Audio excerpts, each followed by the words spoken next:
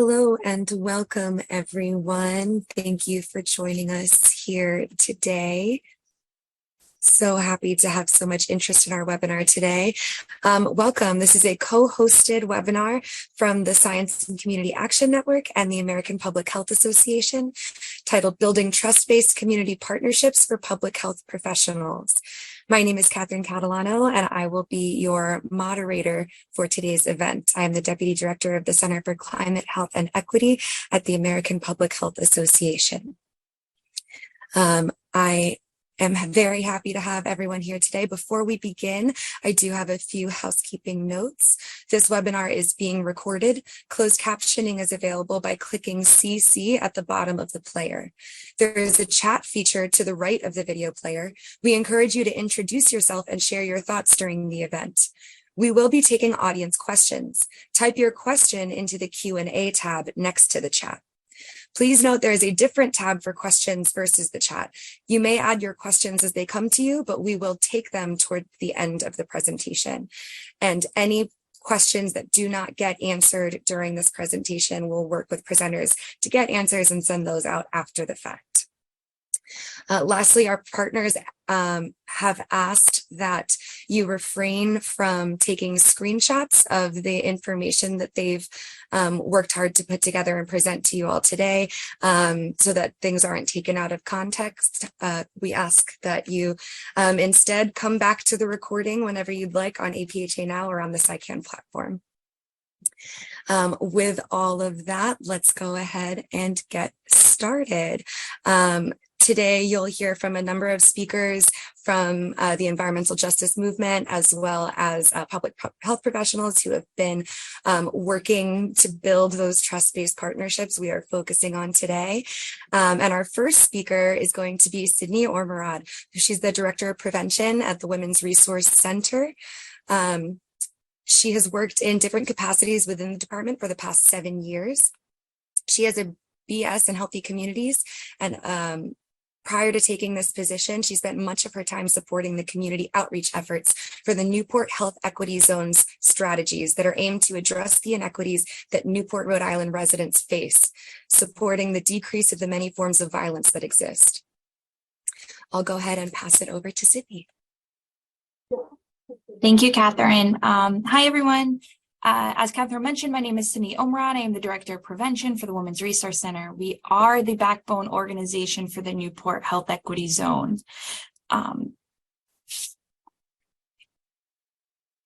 As a domestic violence organization, we offer many services and education to our community to support victims who are experiencing different forms of violence. We've been doing this work for about 12 years prior to becoming a health equity zone. So the Health Equity Zone initiative began in 2015. It was developed by the Rhode Island Department of Health. The first collaborative started as 9 local organizations. And the goal was really to equip residents and partners to collaborate to create healthy places for people to live, learn, work, and play. It was innovative, it was a community-led and a place-based approach to building the infrastructure needed for sustained systems and policy change. It was really a way to get funding directly into the community at the community level, because who knows better than the community what the community actually needs. So this was really a way for the community to be able to say, these are the things we want to see happening in our community. And it was funding that was able to just promote that. 3 key things to understand about the Newport Health Equity Zone. So again, we are a place-based collective impact project. So that means that we focus primarily, so we are in Newport, but we focus primarily on the North End and off Broadway neighborhood. We are resident centered. So all of our work, everything that we do is not done without residents around our table. We do not develop a project or an initiative without the yes from residents saying that this is something that they want. And we often tell people our project is our process. So when we first started doing this 8 years ago, when the HES initiative was developed, it was something that people had never seen before. So we like to say that this project is something that's innovative, it's new, and that really is our process. So today I really wanted to share two examples that really stick to us when we think about how our relationship with the Rhode Island Department of Health has really flourished. Early on, right? We're a women's resource. We are a domestic violence agency, so the Women's Resource Center has never had to work with the Department of Health at this level. So this was our very first time accepting funding of this kind and having to work with a state agency like this one. So early on, we accepted the funding. We became a health equity zone. We were told in our reporting that, well, in our grant, that we were going to be able to do the work that we said we were going to do. And we were approved for that. We were not, the Department of Health was not going to tell us what we needed to do, and that they were really going to listen to us and be able to let the community drive this initiative. So a couple months into becoming a HES, we all of a sudden get told from the Department of Health that we now have to do diabetes prevention work. We are a domestic violence agency. We do not do diabetes prevention work. We had no idea where we were going to start with this.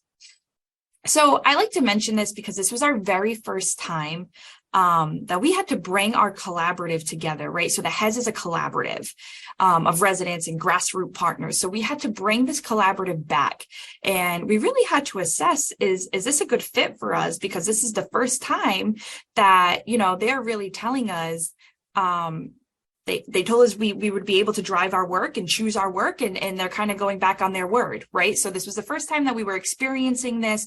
So we knew it wasn't going to be the last time. So we got the collaborative back together, and we really assessed on whether this funding was for us.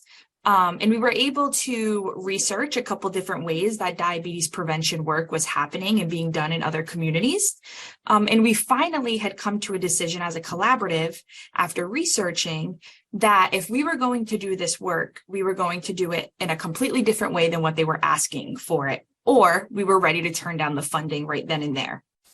So we had researched one way of doing diabetes prevention, which was training people, residents within the community, to become lifestyle coaches and peer facilitators. And really their role would be to teach the curriculum that we were being told we had to teach the community in a way that they wanted to do it, that the community wanted to do it. They didn't want outsiders like us teaching the curriculum. They wanted to be trained, they wanted to learn it, and they wanted to teach their family themselves about this.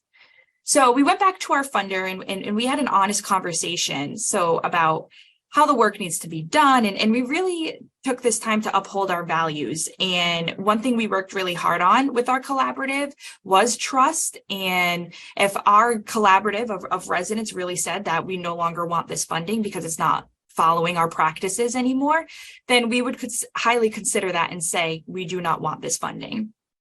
So I mention this because this is the very first time that we had to have that honest conversation with the Department of Health. And it was a really hard time. It was a hard time that a lot of organizations face working with the state agency like this. And on whether, you know, it was a large amount of funding. So whether you want to keep this funding or you really want to uphold your values and your practices.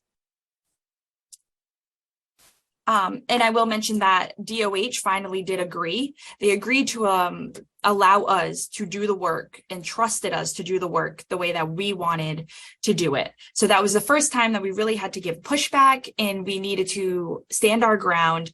And it really started to build that relationship with the Department of Health as our funder, that we are an organization that can be trusted. And if you're going to do community work, then you really needed to listen to the community. On the flip side, there was the other example that I would like to use is our Newport gas outage. And this was a time that we've really seen a state partnership done right. And it was done right, we really feel like, because of all of the since the DPP up until now, all of the pushback, all of the collaborating, everything that we had to do with the Department of Health finally led up to this moment as something that we really see as a really pivotal moment for us. So Newport experienced a citywide gas outage, no heat or hot water for a week long in the middle of January. And all of a sudden, the Newport Has had to play a communication and advocacy role that we weren't really ready for. We've never had experienced something like this in this emergency role. But we also knew that there were many things that our residents were experiencing at higher rates that the rest of the city wasn't. The rest of the city had places to go. They had money to be able to go to hotels and just cars to leave the island and go to family members. And so there was very high disparities that were happening. So at the time during this gas outage, the executive director of the Department of Health at the time called our heads every single day to ask what else they can be doing to push our city to look even deeper at the gaps and barriers that was happening. So we've really seen this as a time, like never have we ever heard of the executive director of like a DOH calling every single day to say, what is happening? How can we use our resources and leverage our resources to get your city to be doing what they need to be doing? We explained to them that the city and the gas company had decided to develop a program for our residents that said that they were allowed to go to hotels and they were allowed to go anywhere that they needed to go to get shelter, to get hot water, food, and they would be completely reimbursed for all of that. But they needed to show receipts of it, and hotels were making them have credit cards, and they had to put the money out first and then get reimbursed.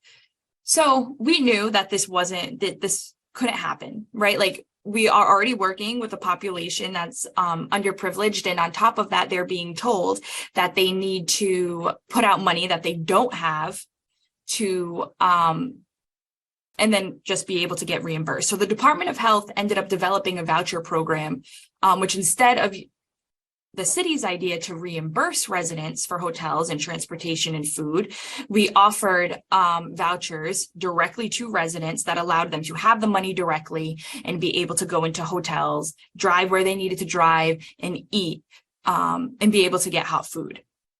So this was really that one time that we've really seen a state partnership done just so well. We really felt supported by the Department of Health. And we really do think that it has a lot to do with our constant kind of backing up with them and constantly telling them almost, what they could be doing better for them to finally get to this point. So I had put together some best practices and advice that we have really, over the years, so like I said, 8 years, we working with our Department of Health, these were kind of some of the things that we realized were our top things to getting where we are now, to have a really good relationship with our state agency. So take the time to build the relationship with your project officer. And don't be afraid to push back and ask a lot of questions. We've done this so much. We have had so many different project officers, and every project officer that comes in has a different idea and feeling about what this work is going to be. So that changes the work and where we're going a little bit. So every time we needed to ask those questions, we needed to stop and put a lot of pushback. Be direct, asking if this is something I can say no to. So when we were told we needed to do diabetes prevention work, we asked them, is this mandatory, or is this something that, can we negotiate on this? Because there are a lot of things that you have to say, if you want to keep your funding, unfortunately, you have to say yes to, but that doesn't mean it needs to be done in one certain way. Giving pushback in the spirit of equally wanting the model to work. So we really felt like the more that we explained how we were feeling and giving that pushback, we really needed to back it up with saying, like, we equally want this to work. We are on the same page. We're on the same team, making sure that, your state feel, your state partnerships feel that you guys are, aligned and you guys are partnering and you're working towards the same goal. And really remaining committed to your beliefs and your core practices. As I said early on, we are doing this work. We are resident centered. If residents tell us we are doing work that they do not want happening, that it's not something that's supporting them, then it's work that we are not going to do. And that means giving pushback to we don't care kind of how much funding we're getting, right? We want to make sure that we're honoring this work and doing this work properly. And that's it. Thank you so much for sharing that perspective, Sydney. Our next speaker who we'll introduce now is Atenas Mena. She's the Environmental Health Director at Clean Air Now. Atenas is from Kansas City. She's a first-generation Mexican-American. She received her master's in nursing leadership from Missouri Western State University in 2019. As a nurse, Ms. Mena received extensive environmental health training and participated in a cohort of the Alliance of Nurses for Healthy Environments to support regional environmental justice work. For years, Ms. Mena worked with Clean Air Now through community-based projects, served as an advocate, and transitioned into the leadership role as co-executive director. She fights for health equity alongside the community she grew up with. Atenas, over to you. Thank you so much, Catherine. Clean Air Now is a community organization started by the residents of Argentine, Armadale, and Turner in Kansas City, Kansas. We work to create systemic change in existing policies and practices to protect health and dismantle environmental racism that perpetuates the unequal distribution of environmental hazards in fence-line communities. Our goals include building intergenerational community power and leadership, advocating for policies and regulations that will protect health, holding government and other officials accountable to environmental protection and enforcement, driving environmental health education, and supporting community-led initiatives that fight for environmental justice, because everyone has the right to clean air, water, and land. We are boots on the ground, advancing community-led projects, directing outreach, building out civic participation, and we collect our own data and research to advance policies. We've successfully orchestrated community events, solidarities, and partnerships with other local community organizations who are supporting the same communities with other social justice lenses. Because honestly, all of this is intersectional, like energy burden, lower life expectancy, the housing crisis, land use decisions. I could go on and on. Because of our hard work and community power-focused approach, community members have raised their voices and engaged in numerous proposed rules at the federal, state, and local levels. So we're no strangers to systemic models in place and have frequently been invited to educate academics, legislators, and representatives on environmental justice and systemic racism. We've contributed to several publications and academic manuscripts on the subject. So I'm confident to say we are pretty well versed in structural racism in Kansas City. Over the last couple of years, we've identified opportunities to merge projects or ways to support our local health department. We've weighed in heavily on the public health strategies planning session, providing recommendations, expertise, and input on our path moving forward collectively rather than siloed, because that's how we can do it in an aligned manner. So it was no surprise that a health department manager reached out to us about an upcoming community listening session titled Disrupting Structural Racism. And as the only grassroots environmental justice organization in the region, we had a lot to say about this subject. They wanted us to recruit, basically just bring our members and neighborhood contacts without compensation. This is just one example of extraction where we seem to be approached with unclear communication for free labor and our contacts, with whom we've spent years building relationships with. So we made a trade. We would bring community members, and since this event was to target the neighborhood we serve, we would speak about environmental racism, which is the foundation of environmental injustice. We were able to schedule a meeting a couple of weeks before the event. We requested more information and clarity on roles and responsibilities and some other logistics. We were then made the co-hosts, and as we asked, we would present on environmental justice and environmental racism. We were directed to communicate any further needs or questions to an intern who was not present during the actual event day. And honestly, it was unclear who else would be presenting during the event and what they were going to say. In summary, despite being co-hosts, we were excluded from the planning process. We were introduced to the event with little notice, and the messaging was unclear, and interactive activities were also unclear. It didn't feel like we were co-hosts despite our efforts, but we moved forward because we really wanted to find a way to partner with our local health department. Now we've arrived at the night of the event. There were several Clean Air Now members present, but there was also other community members that we'd invited that were mostly Latinos or Hispanics, which is the majority of the population for that community there. We saw a few familiar faces, like staff that we've worked with before, and we continue to work with to ensure the local public health offices remain transparent. There were also a number of unfamiliar faces from the health department, as well as a paid consultant who was flown in to educate the community on structural racism. He primarily focused on speaking about white supremacy and Black suppression. An inclusive, anti-racist, and anti-subordination normative vocabulary would have shifted the conversation to include all people of color, making room for all embracing solutions. That's not what happened. Instead, we were pitted against each other. During the event, Clean Air Now was singled out. Although this had not been mentioned prior to the actual event, we were instructed to limit our participation to only the presentation and not engage in the active learning session, even though the majority of our attendees were from the community, lived in the community, and we were the co-hosts, but apparently there was just not enough space for us.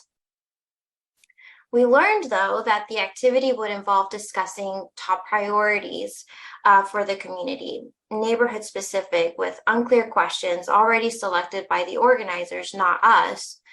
Despite the subject matter, the session did allow alternative viewpoints. We completely missed any opportunity for adaptation to set an example of what real inclusion and equity could really look like.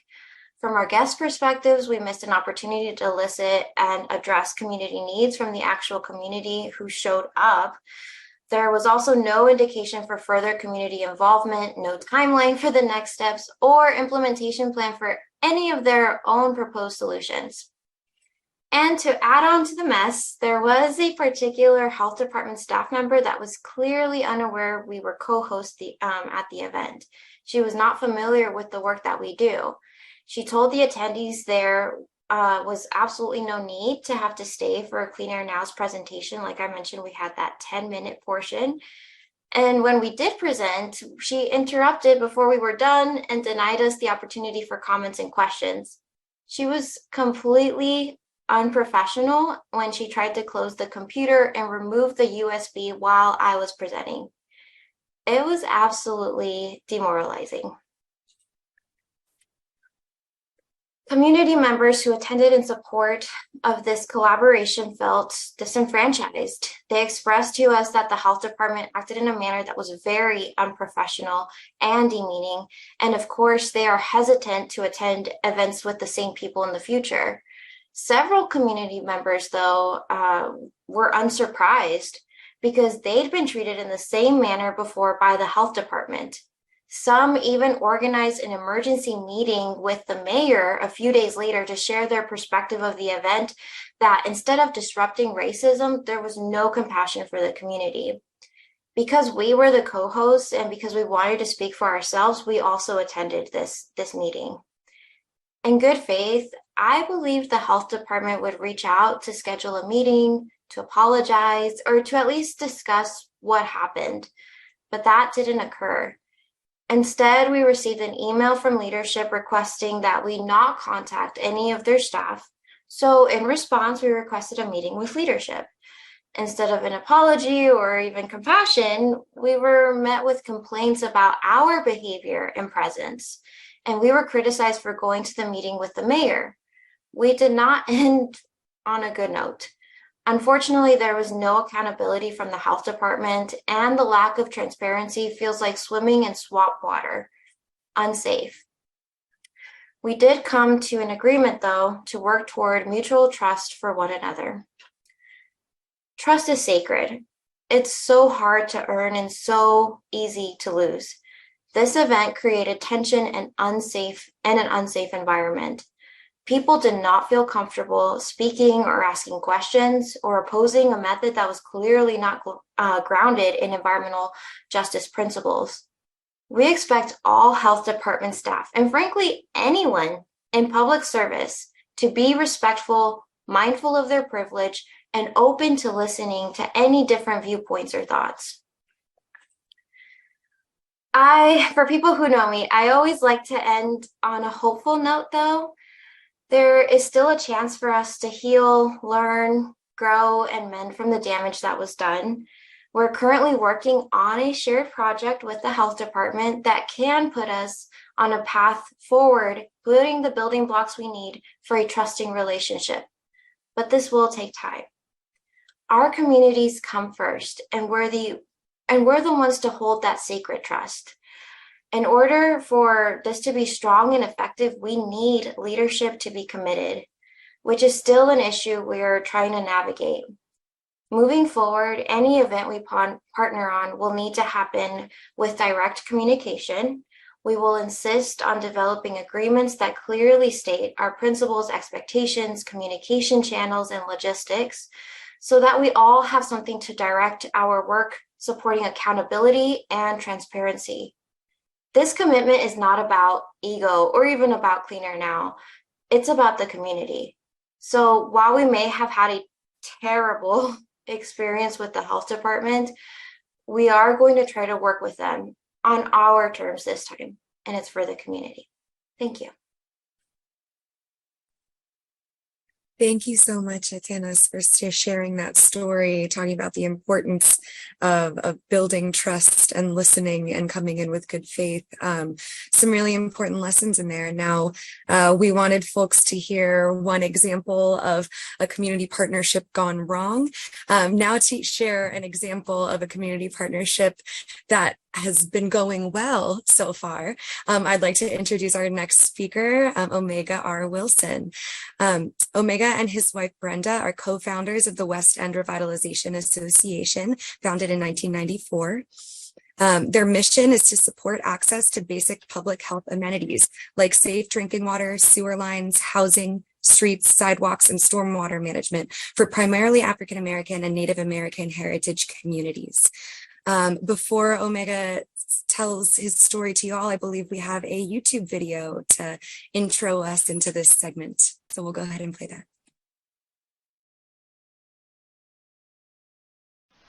As we fly across this now vacant lot, you people know that it was once a runway for the Fairchild aircraft plant located right ahead of us. This complex on a 32-acre site has 25 buildings and 720,000 square feet of industrial and office space. In 1928, the original structures contained the A.M. Johnson Rayon Company. In 1943, it became the Fairchild Aircraft Company, with more structures added to build AT-21 bombers for World War II. In 1951, it was purchased by Western Electric to build guidance systems for Nike surface-to-air missiles, and it did that until 1992, when the operations were shut down. While there are still toxic materials being removed from the site, the City of Burlington is actively seeking interested parties to help develop this vacant property and turn it into some constructive, useful space.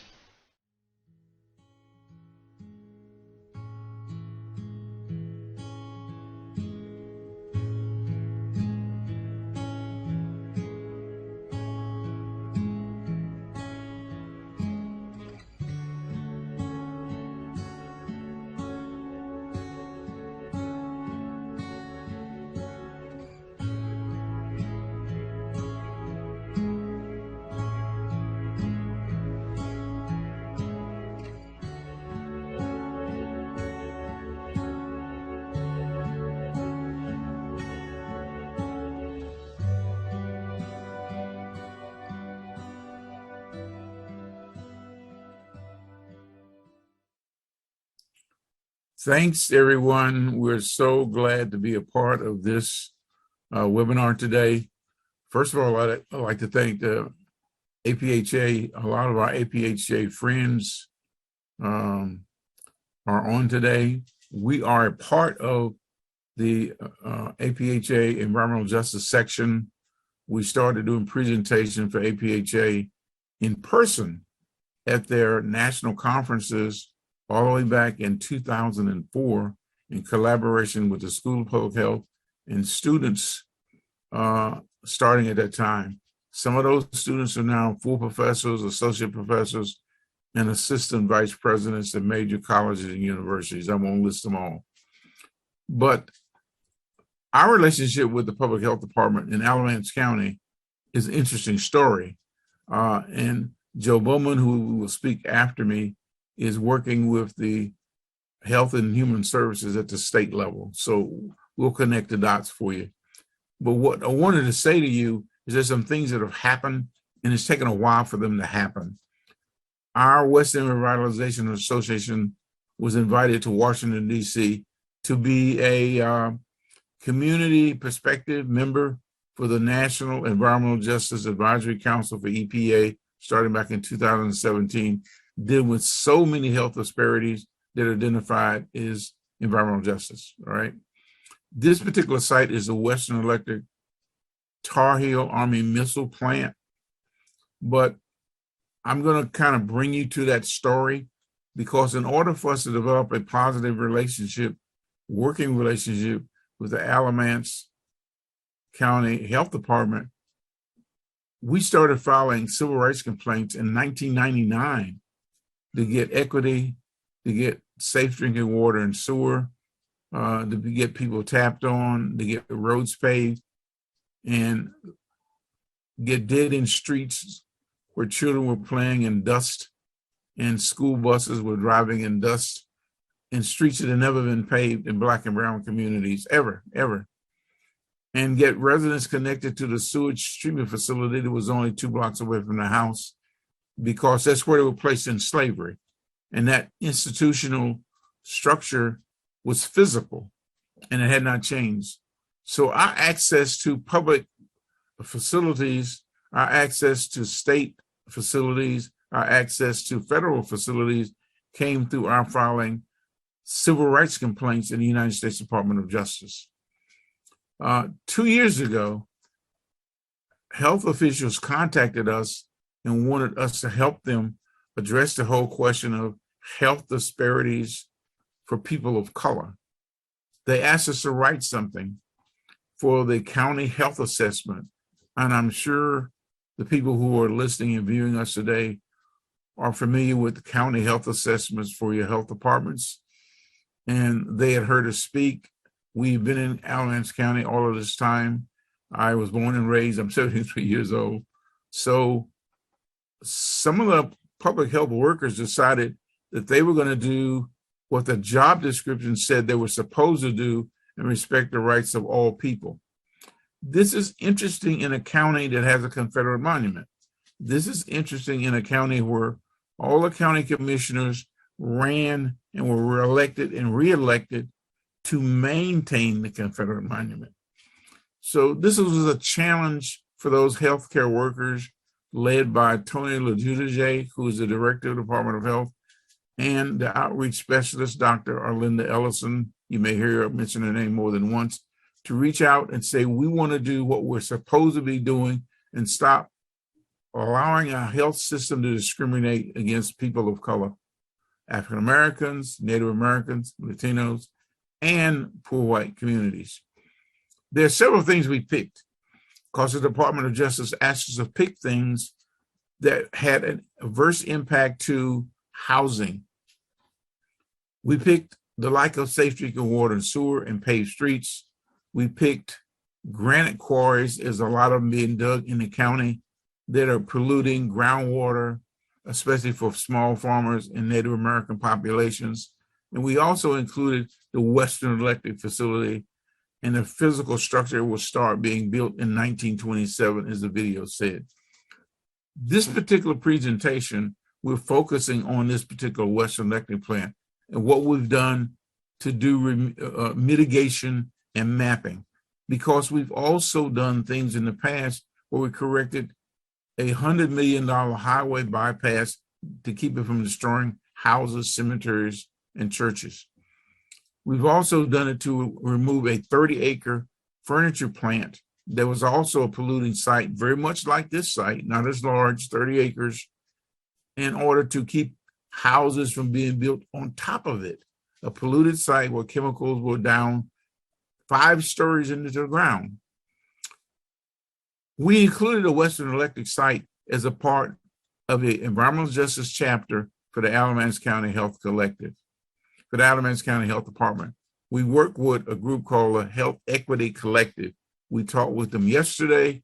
Some of them may be on listening and watching us today. We hope they are, or they've been invited.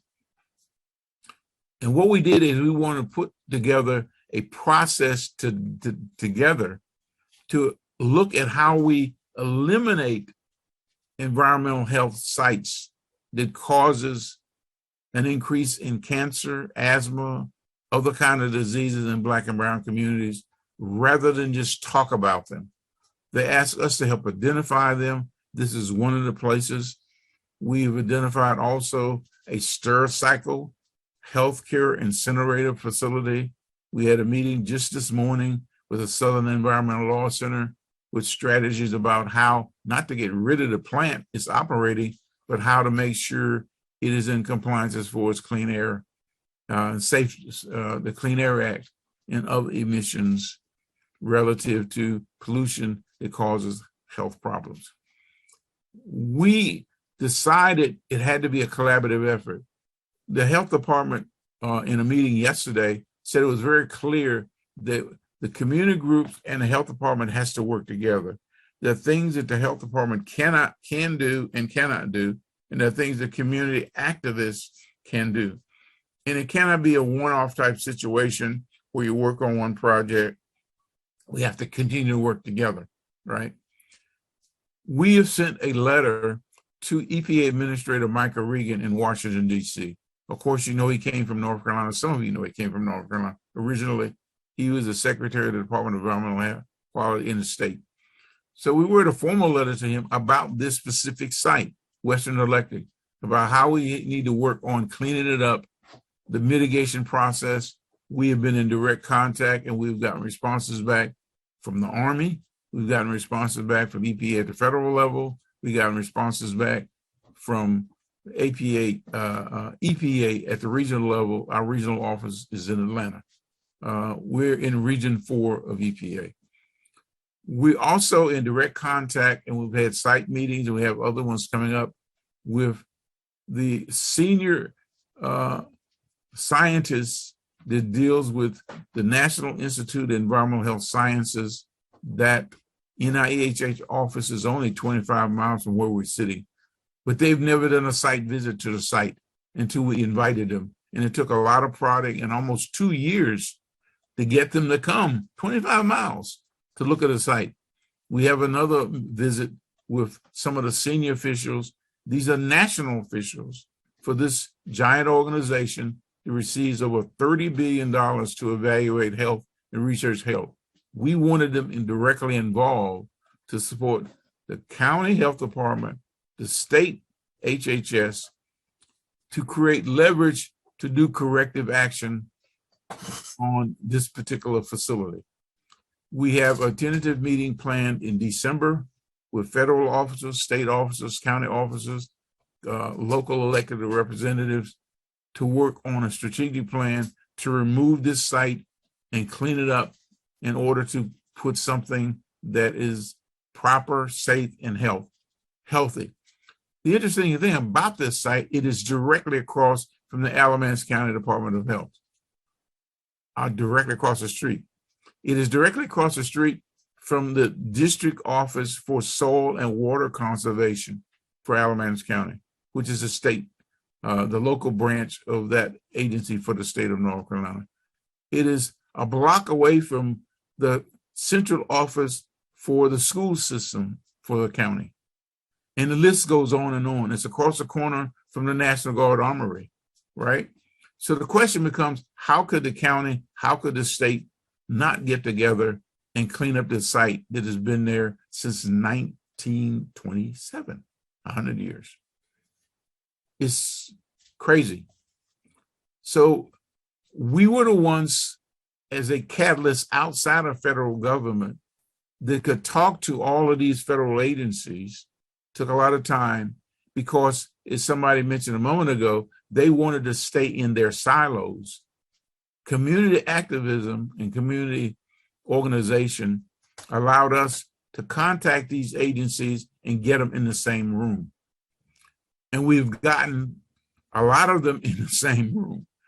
Our information was shared all the way with the White House, that the federal government should use federal monies to correct and limit and remove and mitigate legacy sites that are poisoning our communities and have been and not cleaned up for decades, long before anybody who's listening, I'm sure, unless there's somebody listening out there that's well over 100 years old, were born. So we deal with legacy issues like this, and this particular one has a particular interest, not only for the state of North Carolina and the governor's office, but also for sites like this that are for what they call FUDs. If you want to write this down, the initials FUDS, formerly used defense sites. There's a website where you can look it up, but this is one of them. It's one of the biggest in the country, but a lot of them haven't been cleaned up. So NIEHS said to us, the scientists said, maybe if we get this done and get this ball rolling as a collaborative, it will be a model for cleaning up other major sites like this throughout the country. Our collaboration is with the Department of Health. They're working with us on this. Our collaboration with this is with HHS. Joe Bowman is going to speak after me to tie those things together and what we move forward and how we address these things. We started, our strength at the very beginning was filing civil rights complaints at the United States Department of Justice. We have been in conversation with them recently, specifically about this site, because they contacted us more than once and said, give us an update about what is going on with this particular site, because it's egregious and it should be cleaned up. And we will have a follow-up meeting with them too, to their brand new Office of Civil Rights, Office of Environmental Justice in the Department of Justice. It's brand new, it's only a year or so old. And we were asked to be a part of input about how that particular office should be structured because of our previous civil rights complaints that go all the way back 30 years ago. If you want to take a look at our website and our archive that goes over 30 years, you can find it at WERAN.org, WERANC.org. Please don't look it up now. We want you to pay attention and keep your eyes on the screen and share the information. But there's a lot of information there. The sterile cycle issue and the policy that we helped write for APHA for healthcare waste was published in January for the American Public Health Association. We helped put that together with a group of public health workers from all over the country. It was recently republished by Lewis and Clark's Law School Review and released only a few days ago. That is going to be used as a part of a supporting document for a brand new March on Washington that is going to be held in a couple of months in Washington, D.C., to recognize and commemorate those workers that helped start the civil rights movement with Martin Luther King, who were the garbage workers that were treated and mistreated for collecting garbage, underpaid, and some of them died moving garbage.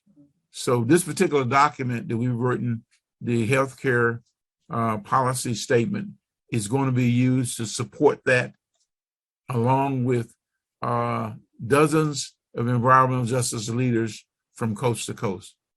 And we just appreciate the opportunity to be here. Hopefully we'll see some of you at our breakout sessions later on. and look forward to hearing and seeing all of our speakers for the next hour and a half. Thanks a lot. I appreciate you. Thank you so much, Omega. We appreciate hearing all of the incredible work y'all are doing and some examples of one of those healthy partnerships. And speaking of that healthy partnership, we're going to turn over to the other side of that. And I'll introduce our next speaker, Joe Bowman. Joe is an emergency preparedness and environmental health consultant at the North Carolina Department of Health and Human Services, Division of Public Health, Office of the Chief Public Health Nurse. Joe has been a nurse since 2009 and has worked in public health since 2022. He is a 2022-23 fellow of the Alliance of Nurses for Healthy Environments. For his fellowship project, he worked on assisting with coordination between health departments and community-based organizations local to those departments, for those health departments to publish a chapter on environmental justice in their next community health assessment. His work on this continues at NCDHHS through the fellowship, though the fellowship cohort has ended. We'll pass it over to you, Joe. Thank you.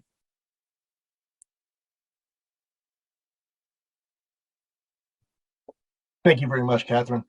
Hello, everybody. First of all, I have to thank the APHA and SciCan for inviting me to present here. I also need to thank Omega and Brenda Wilson and Io Wilson of WERA and Dr. Arlinda Ellison and Health Director Tony Legidiusi of the Alamance County Health Department, which basically formed the catalyst of my project. So what is environmental justice? There are two definitions that are, I think, most popularly known. One is the governmental definition given by the EPA, and the other is my working definition for this project and personally by Dr. Bunyan Bryant of the University of Michigan. I want to read this. I generally don't read off slides directly, but I do want to read this because I feel it's important. Environmental justice refers to those cultural norms and values, rules, regulations, behaviors, policies, and decisions that support sustainable communities where people can interact with confidence that the environment is safe, nurturing, and productive. Environmental justice is served when people can realize their highest potential, where both cultural and biological diversity are respected and highly revered, and where distributive justice prevails. Very important. So that's great. What does it mean? All across this country and its territories, there are sites that generate pollution, that generate toxicity, be it in the water, the air, physical, whichever. If anybody here has a railroad track running directly through your neighborhood, you can look around and see that doesn't happen in a lot of the most affluent neighborhoods. Nearest landfill, a chemical plant, or commercial feeding operation for livestock. What challenges could the lack of broadband service pose to underserved communities? Many people in this country live backed up to one or several of these facilities, and there are a multitude of negative health impacts from proximity to these types of areas and facilities. This slide lists a bunch of industries and issues with potential negative health impacts to residents, but there are many more than these. Sources of pollution: lead pipes, lead paint, septic systems. Emissions from cars and trucks. What neighborhoods and communities are most likely to be located right next to an interstate highway, or things such as that? It's communities that are least able or less able to respond to the health impacts of these sites and of this toxicity and pollution. And I also included wildfire smoke and particulate, which happens without anybody's real control, as far as it just follows where the winds blow. But again, when these events happen with the wildfire smoke and particulate, some communities and some members of certain communities are more adept and more able to respond to health impacts of these negative events than others.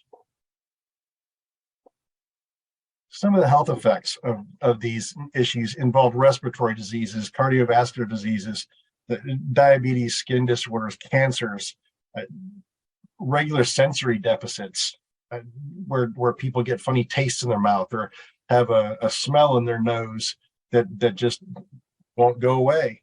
There was an incident in southeastern North Carolina several weeks ago where a gentleman's yard caught on fire while he was burning trash. He lives outside of a waste dump, and his green grass caught fire to the extent that he had to call the fire department to put it out.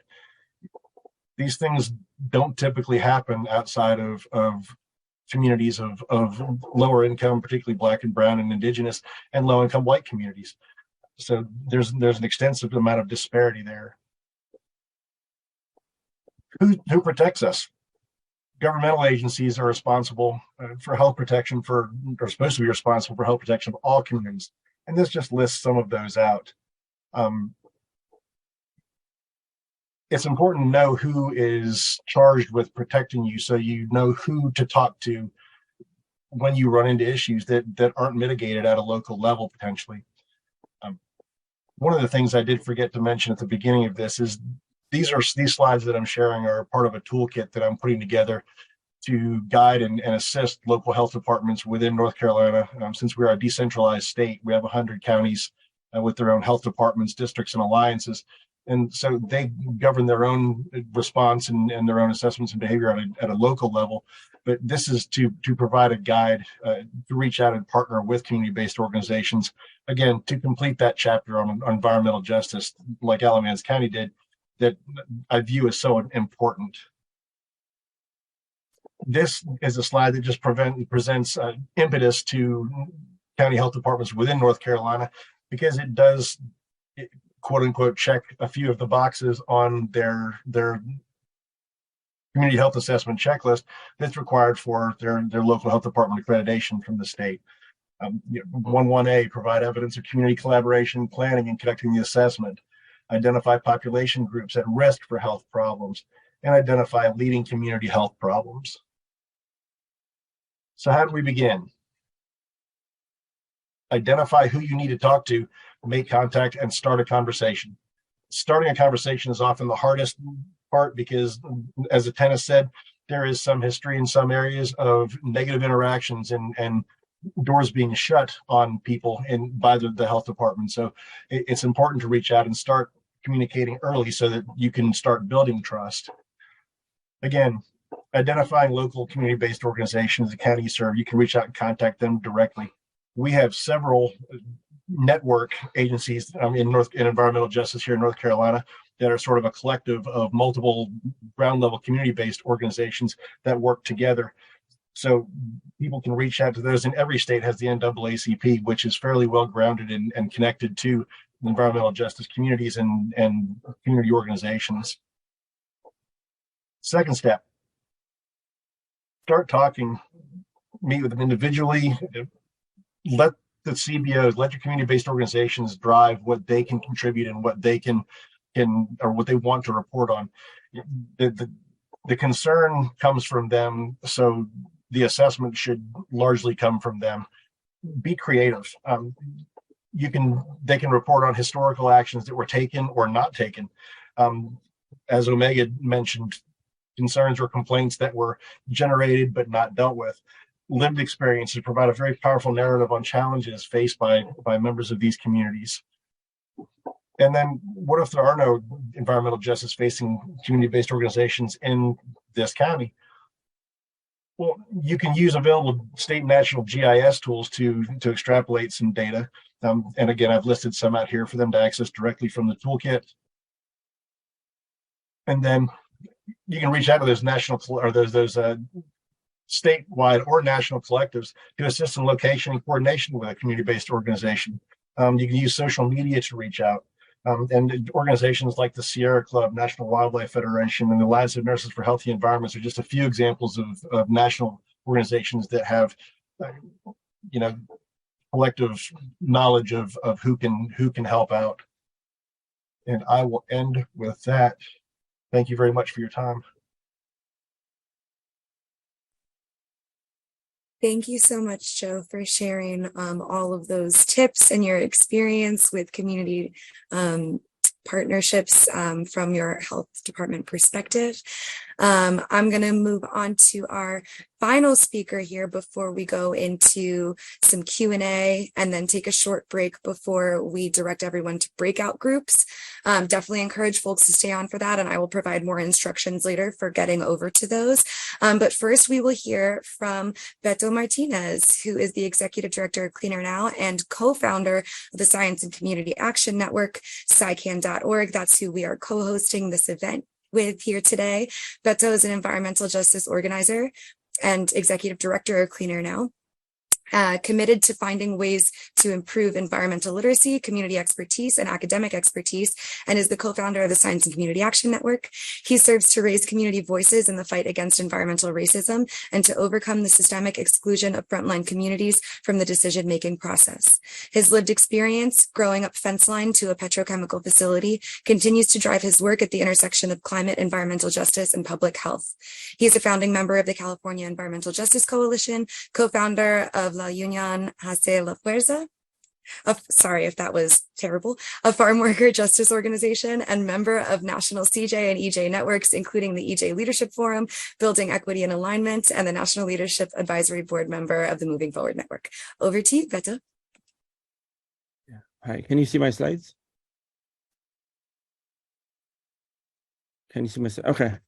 Yeah, so hi everyone. So yeah, thank you for that introduction, Catherine, and really appreciate everyone's presentations. I think this is really very important, right, to continue to share these best practices, what we need to do on the ground to achieve, try to get away from the word equity, because, really achieve, right, direct benefits to our communities, most importantly. And so I want to talk a little bit about SciCan and how it's been instrumental, and also and moving forward, some of these educational webinars to ensure that whether it's academia, public health, whether it's a policy side, experts engaging on issues that are important to community, but ensuring that community voices are first and foremost the most important in these spaces, because we are the ones living with the impacts of environmental racism, climate pollution, air pollution, and all those things intertwined, right? And so, a little bit of background of some of me specifically around why this topic is also very important is because, I have also been worked on community-based participatory research projects, numerous publications around community engagement for either academics, local institutions, public health departments, and also understanding, right, that public health departments really need to take the lead from community. I also wanted to share a little, before I get into why we thought we created SciCan, also share, some of the lived experiences that someone else mentioned are so important to be centered in a lot of the decision making, because these are the people with the real issues and the real impact that are impacted by all the stuff I mentioned earlier. But I did want to say that some of the organizing that I've also been involved in is also community-led policies, right, that bring direct benefits to communities, whether it's at the state level, at local level. So been involved in some of those efforts in California. And I moved to Kansas City in 2019 and leading the organization with one of the previous presenters, Atenas Mena. And why this is so important before I get into SciCan is that, I wanted to just throw this pitch out there, I was thinking about when we get into those breakout sessions around just knowing that community are the real academics. They are the real experts and public health experts. We use, because community members, we in environmental justice communities and organizations use our own community-led research to advance EJ policies that bring direct benefits to our communities. We are the authors of all of those publications.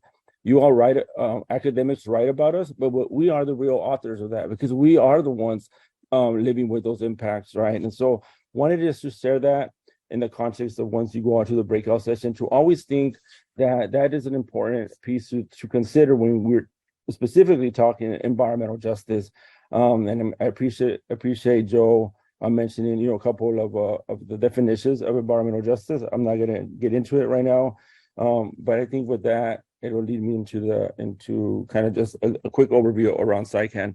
So let me share my slide.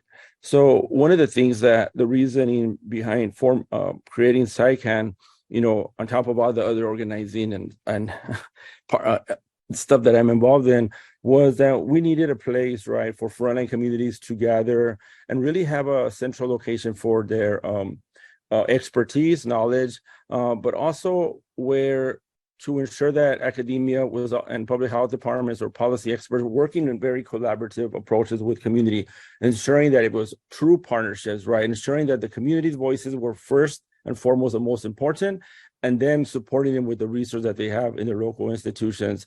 So we created this space because we also in the environmental justice movement, we're all really stretched thin.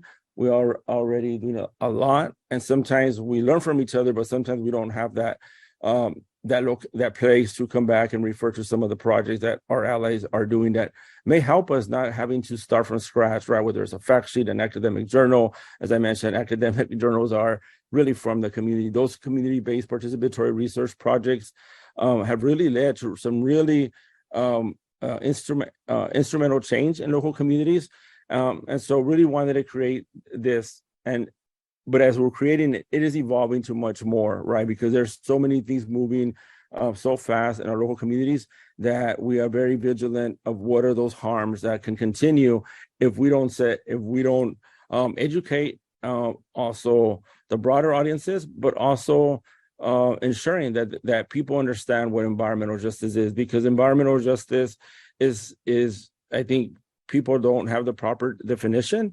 And it's really, ensuring, land use decisions, but it's also ensuring there's no harm to anyone, right? That's a quick just blurb I'm going to throw out there. So one of the reasons why we created was the solution. We didn't have a place to store all of this information that could be utilized across networks or academics or big green organization, as we call them, who speak for us sometimes through policy, and also ensuring that we were part of that decision making. So we created this SciCan to access to shared research, connections with allies from a variety of backgrounds. A single location that would open those opportunities, right, for inclusive communication between advocacy groups and subject matter experts, and opportunity for scientists also to support others. And one of the things in the SciCan, if you all were to register, you would go to scican.org. We also have a tab there where you can request an expert on a certain topic, because sometimes, like, for example, I'm in Kansas City, but it's a shared state line, Missouri and Kansas. And there may be issues that we're fighting on the other side of that state line within like 5 miles.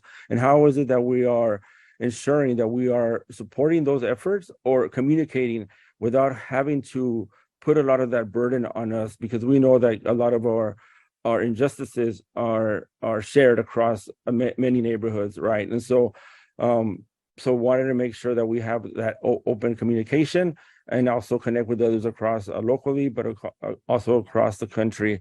So that's another option. We have these are some of the features: a resource library, the membership map, which breaks it down by the expertise, and community expertise to me is one of the first ones that we break it down by. Then there is also academia, there's policy. So depending on those tiers, well, maybe that's not the right, but depending on on their capacity or on their title, which I don't really use titles. I just I'm an organizer, that's all. But ensuring that there's this space for that. These are some of the resources that have been uploaded, not just by community, but by academics, right? Because there's a lot of good academics out there, a lot of good public health departments out there. I worked very closely with the California Department of Public Health when I was in California. And I can tell you that we have a very good relationship to date, that if I were to say, hey, why don't you support me in a project in Kansas City? And they'd find a way to do it because they know how intentional they have to be. However, our communities all deserve, right, to also excel, not just our local governments that are disadvantaged. When we think about disadvantage, many times our local governments don't have the tools to even write a grant, don't have the capacity to even understand the harm, understand the energy burdens, the housing, because they are not the ones dealing with it, right? So the resource library is a good place to identify that. But like I said, it's also those academics that are trusted, and there's a vetting process also in this membership, right? It's not just, it's inclusive, although it is also exclusive, because we don't want to also perpetuate harm, and ensuring that those that are in this network are also those that are allies and have very good intentions, that they're not just going to go into another community and extract knowledge and write a publication and make, and their career goes off of that, because we've seen it time after time. So these are just some of the other resources there. Another resource there, an example of some of the fact sheets that may be used, that can be utilized, that they're Spanish, English, other languages. And there's a way how to create a resource. You can create the resource really really easy. And one thing I just forgot to mention is that the SciCan has really been informed by the environmental justice movement. When started putting it together back in 2019, was really because it was informed by a lot of the EJ leaders, whether it's Miss Margaret in West Oakland in California, or Dr. McLean in the East Coast, or our partners Alvejo in between, in the middle, all of us, so just to give you an example. So it has been really a labor of something fruit, a passion project, but more like a labor of love. That's what I want to say, a labor of love, because we know that anyone else can build a website for us, right? Anyone else can try to do this, because academia has tried to do this, but it doesn't work, because it's always academia identifying how to extract. And so for us, it's taken a long time, because in environmental justice, there's a lot of trust, like others mentioned, community, things take time, but really wanting to ensure that it's really informed by our EJ movement allies, and how we designed it, making it easy to use, because, a designer would not know about the environmental injustices. So we really wanted to make sure that we were the ones designing it. So it's taken a while, but these are some of the members. You can go in here once you sign up. There are community norms, environmental justice principles, climate justice principles in our website that we do ask for those registering to accept, and also some community norms, right, to ensure there is that level of transparency. And this is just like an example of a bio from Dr. Friedman, who is also very committed to ensuring equitable partnerships, and like I mentioned, a trusted academic in Kansas City. So this is for an example, she submitted this, her bio, so then you can get information there of where she may be able to support or find someone else to support. But also one thing that I forgot to mention is, in the resources, you can upload a publication, an abstract, but what we've also tasked academics or public healthers to take into consideration, that those abstracts sometimes are very technical, right?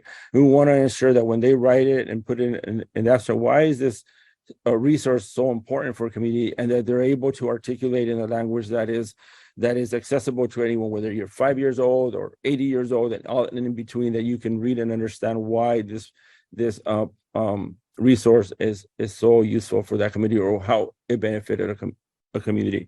And then again, this is just kind of like the member map I mentioned earlier, and then it breaks it down by, I said, experts, community. And then you can, when you click on there, you can also find the image of someone in that area. For example, that's me in that photo, but it'll pop up like who you are, where you are, what part of the country. That's another one of that. And then you can do filter advanced search of a topic or resource, and you can just put in the words. And some of the things that we have, and it's not limited to that, is transportation, water, oil and gas, air pollution, but we know all these things are intersectional, so it's not limited to that. And there are some things that are evolving.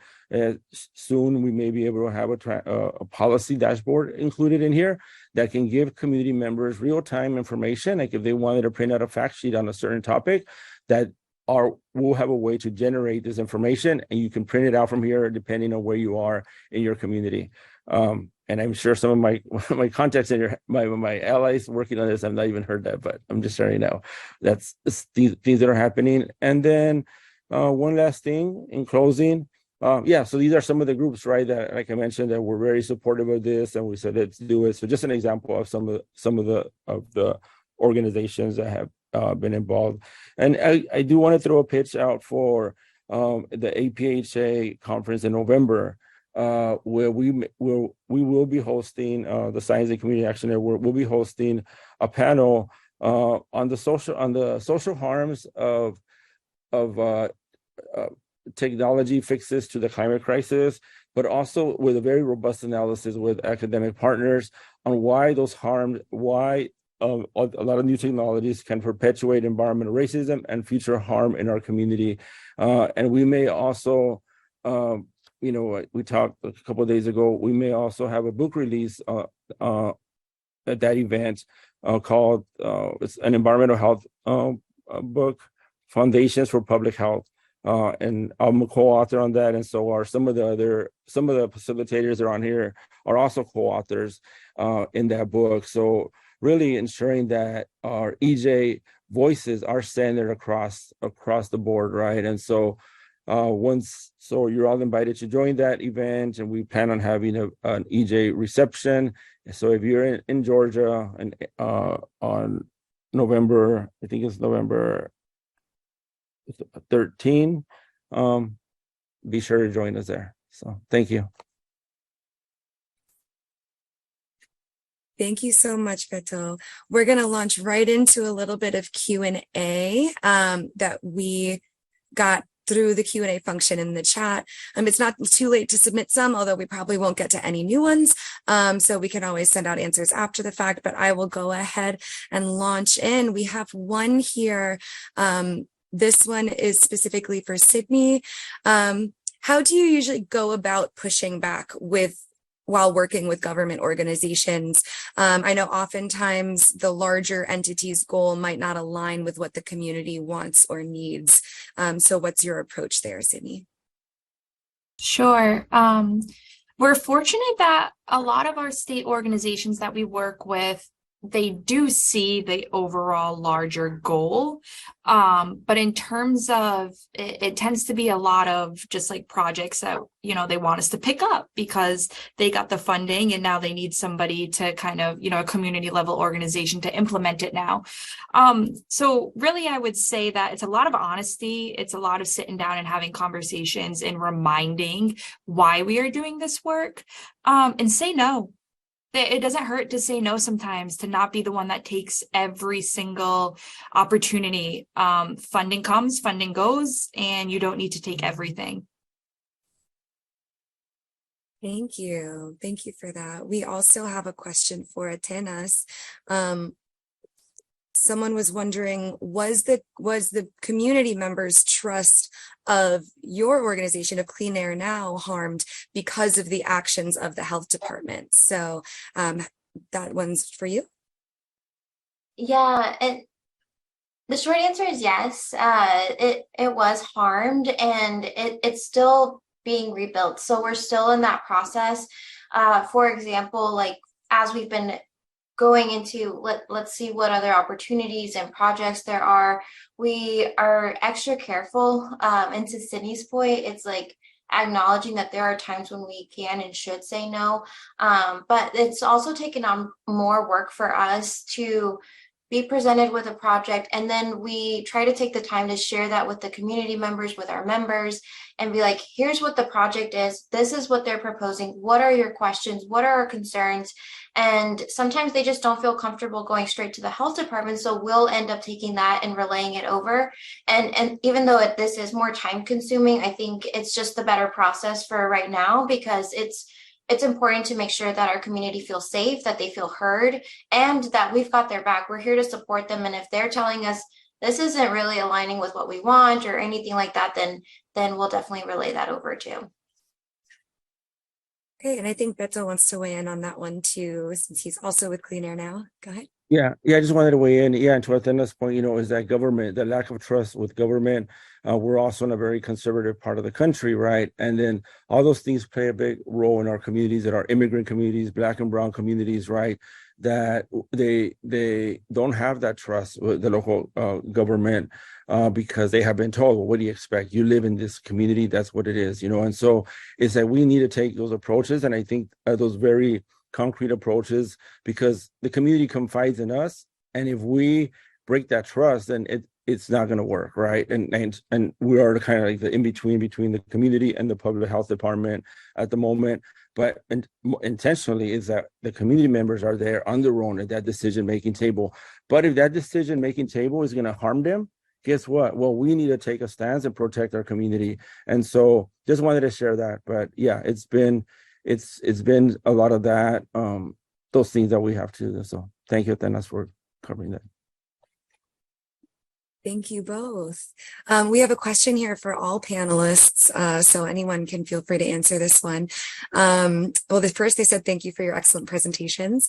Are there authentic partnership models or frameworks that you would recommend to help guide public health practice in support of environmental justice?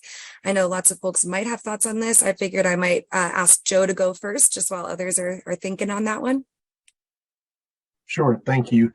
Great question. I had not, when I went to research it, I had not found any that were specifically focused on environmental justice work, which makes my partnership with the Wilsons of WERA and the Alamance County Health Department so important, because the reason that I began developing this coordination toolkit was because there are no actual community level tools to guide that local coordination. So I've been working with Mr. and Mrs. Wilson and their son Io for months now, gathering information and getting this together. So my hope is to eventually publish this, to put it out there as a working framework. It may not fit all communities and all counties or municipalities, but I do feel like there's a lot of functionality that can be useful throughout the United States as far as this assessment and that goes. Omega, any further thoughts on that? Yes, I think one of the things that's very important about this is, of course, the word has been used, pushback. And our pushback had to do with this staunch institutional racism. When you say a Confederate monument is in the place in front of the courthouse, has been there for 100 years, and elected officials are getting elected over and over, campaigning to keep it there, that kind of tells you what the political atmosphere is, what the cultural atmosphere is. So we tried talking with people for 4 years. We tried meeting with city council, county commissioners, et cetera. I'm talking about 30 years ago when our organization first started, relative to highway issues. There was specifically planned to eliminate Black and brown community. There was specifically planned to target to eliminate communities. People who did not have safe drinking water and sewer connections, even though they were 2 blocks from the sewage treatment plant. When the sewage treatment plant was built in 1920, 100 years ago. I mean, that is institutional racism. So our blowback was, why are you here at the city council or county commissioners bringing up all this racist stuff? We don't want to hear it. We just don't want to hear it. We went to the state legislature. Our elected officials said the same thing. In fact, some of them shooed us out of their offices. Others closed the door and locked it at the state legislature, General Assembly in North Carolina. So the response was, what is next? Do we go to the United Nations or go to the United States Department of Justice? So we went to the Department of Justice. If that didn't work, we would go to the United Nations. That was in 1999. The plan to build a highway that would eliminate right where I'm sitting, cemeteries, churches, Black and brown churches, was going to take place. So we filed an administrative complaint in February of 1999 to stop the highway corridor specifically. But the Department of Justice said, tell us about your community. Just look out the window. Tell us what you see. Are the power lines up to speed? Do they look like they've been there forever, or they look new like the ones in the white community? Or do you have streets that are not paved? Do you have streets that have no gutters, right? Are you in parts of the city and parts out of the city where you still have no safe drinking water? Do you have places where the garbage is not picked up? They call it denial of right to basic amenity. This is what the Department of Justice call it. We were looking at the highway issue specifically They said, well, usually when these disparities take place and governments with federal money plan to displace you or erase you from the face of the earth, that means there are a ton of other disparities in your community. So when we looked at the map and talked to the Department of Justice, Office of Civil Rights, 1999, 1998, we came up with 17 things. And they said, all of these things that you're supposed to be getting based on the fact you pay taxes, regardless of how poor you are, how big your house is, or how large it is. That was shocking. So we're going to stop the highway until the city and the county starts putting these things in place.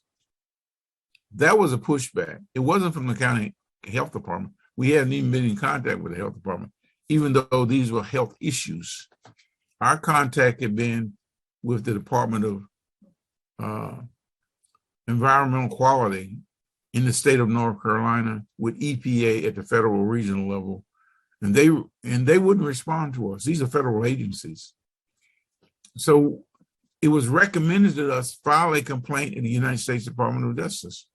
We talked to attorneys that did not want to help us file a complaint because they didn't want to be involved in a fight with a whole bunch of racists in a very, very red county because they figured they could not win. They wanted to win. They didn't want to go into a legal fight and go in court and not win. So ours was an administrative complaint because they had already appropriated $25 million to plan a highway corridor to eliminate Worm City. So the administrative complaint hit Washington, D.C., Department of Justice in February. Within 10 days, the Department of Justice pulled back the $25 million and told the state, Department of Transportation, the city of Mebane and Alamance County to start putting safe drinking water and sewer, start paving streets that haven't been paved, start putting Black and brown people on boards and committees, public hearings and things of that sort. They did some of it, but some of it they refused to do. So they continue withheld the money for the highway corridor from 1999 to 2016, 17 years. Repeatedly, this local government refused to comply with federal law that had to do with addressing what we refer to as a denial of basic public health amenities due to a pattern of historic discrimination. That was what they quoted to us. So they continue to work with us and withhold funds for a lot of things the city wanted, police cars, other kinds of equipment that the city wanted, power lines to be put underground. They were seeking federal monies for these things. So our complaint stopped federal monies in a number of ways from coming to the city and the Department of Transportation until they changed the highway corridor. They changed the path of it. They got block grants to get 100 houses connected to safe drinking water and sewer. And only recently did the highway open a year ago, where we said it should be. Where we said it should be. This is going back to what Beto said. Where the community said it should be. Where our maps, not the engineers that have been paid $500,000 to draw the original map. So the pushback in the context of what some of the people are asking questions is at a different level than what we approach. We're not recommending that you do those kinds of things, but you have a right to. And a lot of people throughout the country have contacted us through the years and asked us, what did you do to make a change? Because we've been working on it longer than you have. And that's what we did. When we contacted the Department of Justice, they chastised us for not coming to them because Martin Luther King and a lot of other people bled and died to make the law work. But a lot of people were not working the law. You got what I'm saying? They bled and died to make the law work, but we're not working the law. And they said, well, a lot of people don't do it because they're afraid of retribution, of losing their jobs, people burning down your house, people shooting you, people getting missing. I mean, that's a real story, okay? But we decided to do it anyhow, and we got results. We're still getting results. We got streets paved a year ago that have never been paved in the Black and brown community. We got a greenway, $1 million greenway, a mile long, that's being planned. that's being paid for by the city. So it's taken a long time to get some of these health disparities removed. They're not in the health department. The physical disparities that causes health problems is what we're working on, the infrastructure part, right? That's how we addressed it. Now, only recently did the Department of Health said, can you help us because you've been doing this so long and getting positive response from the federal government all the way down to the local level. Can you help us create a model for our health department to address Black and brown communities? So we wrote a chapter based on our history and what we've been doing that I narrated for you briefly. And it became the chapter in this health assessment for the county. They want to do a new one, by the way, Joe. They told us yesterday they want to update it. The governor of North Carolina invited us to do a presentation with him about environmental justice last October. And we mentioned that to him last October. And he asked us to can you hear me? He asked us to replicate this for all the counties in the state of North Carolina. And a result of that, that's how we got directly connected with Dr. Virginia Kittery and Joe Bowman. And we're not saying the rest of it is history, but that's where the process of creating an operative model has taken place. And based on my communication and work with Joe, it appears that there are very few places in the whole country. Omega, can you hear me? Hi, Omega. We can hear you. We can hear you, Beto. Sorry, I just want to make sure that, for the just be respectful of the time and going into the breakout sessions. I wonder if it's okay if there might be a conversation people will join into that breakout session with you, just because for the sake of time, we're like at 3:30 almost. Is that okay? I didn't mean to cut you off. It's just okay. All right.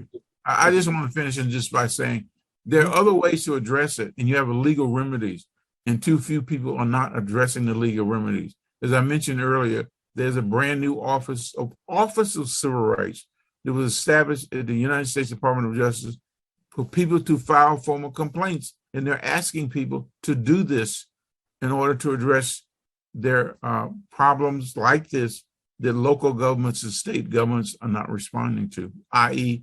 Flint, Michigan, i.e.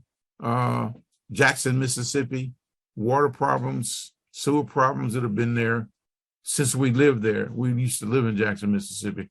So a lot of people are not accessing the legal leverage that is necessary to do corrective action. Thanks a lot. Thank you, Omega. Thank you. Thank you to all of our speakers for answering some of those questions for us today, and for those wonderful presentations earlier.